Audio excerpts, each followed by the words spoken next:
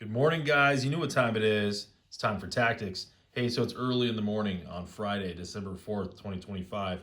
And I played a really instructive game a couple nights ago that I wanted to share with you because we've been doing a lot of end games recently, guys, because end games are where a lot of us are not our greatest. And I'll be the first to admit there's a lot that I can improve in my end game play. And I bet you if I can work this stuff out, I'll jump up probably 200 rating points just on sheer in game, maybe more, because it's games like this that are super frustrating when you end up drawing the game, but you could have won. So, and in a lot of other cases, it's games that you would have lost, but you were able to draw. So it's a huge almost cheat code to learn how to do the end games correctly. So let's just go through it. We're on move 35. I'm going to take you through 31 moves, but it's not going to be super crazy. I'm only going to get super in depth on a couple key moves, and then I'll go through the other moves and just kind of lightly brush over them. But I started out on move 35 with E5. Excellent move. And my opponent tries a tricky in between move here, which at first glance looks like it was a pretty good idea, but it turns out to be a mistake because what he's thinking is, well, if I push, and I'm speaking from my opponent's perspective, if I push c4 and black takes, b takes c4, b3 takes c4, king takes c4, I can get a passed pawn with f4 takes e5. And black is now going to be on his heels because I, as the player playing white, will have a passed pawn.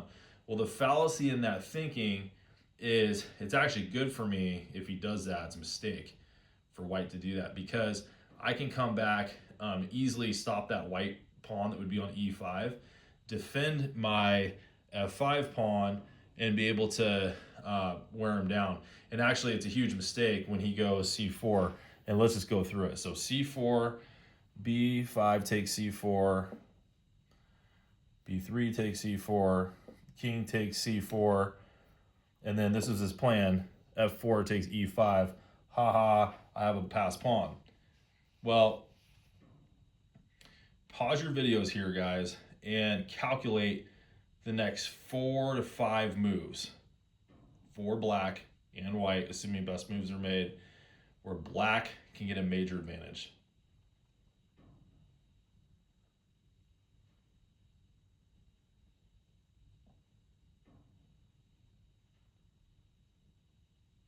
All right, so the first move is what I played, king to d5. He plays king to f4, and this is where I made a mistake. So my opponent made a mistake, and I made a mistake right back, putting the game back to equal again. So this is why end games are so critical. I played the bad move of g6, thinking, hey, I'm defending the f5 pawn. What's the big deal? What's the difference? And I'll show you the difference. So with g6, the problem is he can go h4, and then when I stop the pawn with h5, it creates a gap or a hole on g5 that his king can go into. And this is what happened in the game. So then I take back on e5. He takes my pawn on g6, which I did not want to give up. I push f4. He takes back here. I take back here. He takes here. And then I take the opposition here, which I was really frustrated at this point in the game because I didn't know the number, but I was way up. I was minus 3.5 when I went through the game review. But I'm way up here. I mean, he does a great move here, killing the tempo here. So now I have to move again. And I go here, and he goes here. I take the opposition here, check, boom, here. And then if you don't know this is a basic in games, but I'll just teach it anyway. King draws back. You don't want to get off the file, and then he comes here. I go here, check, boom, here. This is all like proper technique. And so I was able to draw this game. But the problem was, and I'm going to go back to those moves that we were discussing. The problem was I actually had the game won, but because I played the move g6, I threw it all away. So it's as minor as that. I mean, one little inaccuracy, well, to be technical, a mistake, can cause you to almost lose the game. I'm lucky that I did not lose this game. Just based on my in-game technique of what I knew, I was able to salvage a draw. But I'm trying to explain the difference here on why G6 is no good in comparison to E6. So King E6 is the winning move, because here's the difference. Now if he goes H4, and let's say I go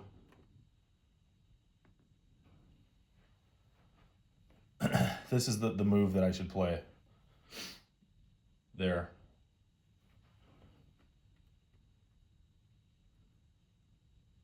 And then he closes up the H file.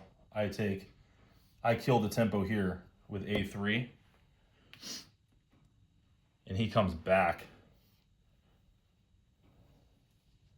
because his king's in a state of zugzwang.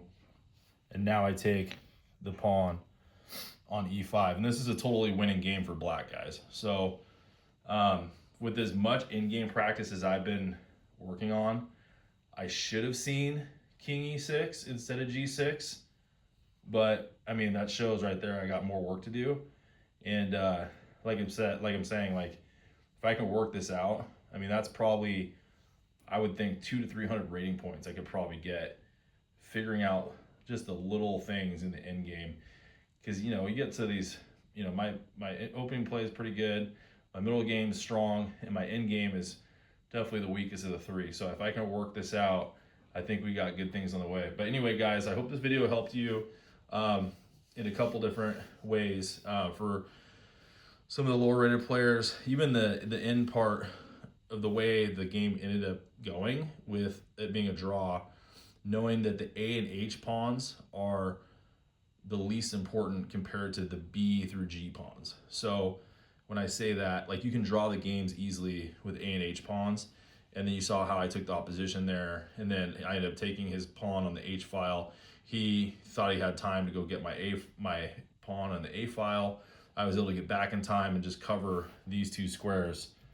That way he can't promote the A pawn on A8. But even that, to, you know, more intermediate play with you know, getting this move correct earlier is crucial. So anyway, guys, hope you learned something in this video, and we'll see you on the next one.